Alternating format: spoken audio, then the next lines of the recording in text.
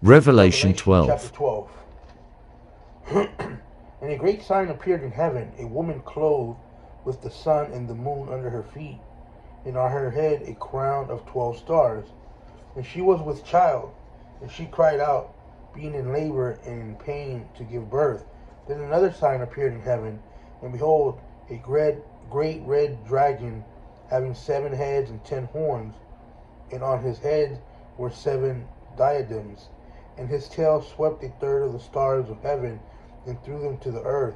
And the dragon stood before the woman who was about to give birth, so that when she gave birth he might devour the child.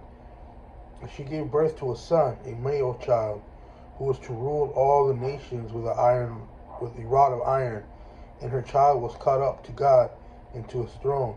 Then the woman fled into the wilderness, where she had a place prepared by God, so that there would be nourished for 1,260 days. And there was a war in heaven, Michael and his angels waging war with the dragon. The dragon and his angels waged war, and they were not strong enough, and there was no longer a place found in them in heaven. And the great dragon was thrown down, the serpent of old, who was called the devil and Satan, who deceived the whole world. He was thrown down to earth, and his angels were thrown down with him. Then I heard a loud voice in heaven saying, Now the salvation and the power and the kingdom of our God and the authority of Christ have come, for the accuser of our brothers has been thrown down, he who accuses them before our God day and night. And they overcame him because of the blood of the Lamb and because of the word of their witness, and they did not love their life even to death.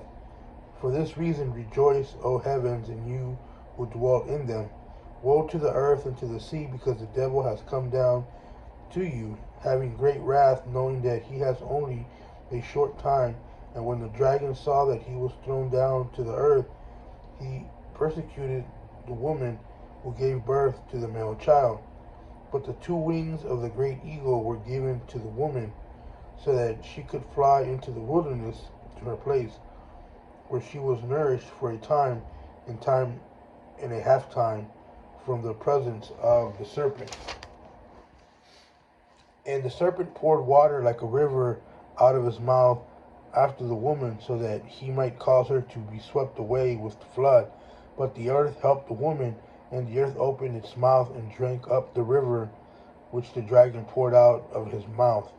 So the dragon was enraged with the woman, and went off to make war with the rest of her seed, who kept the commandments of God and have the witness of Jesus.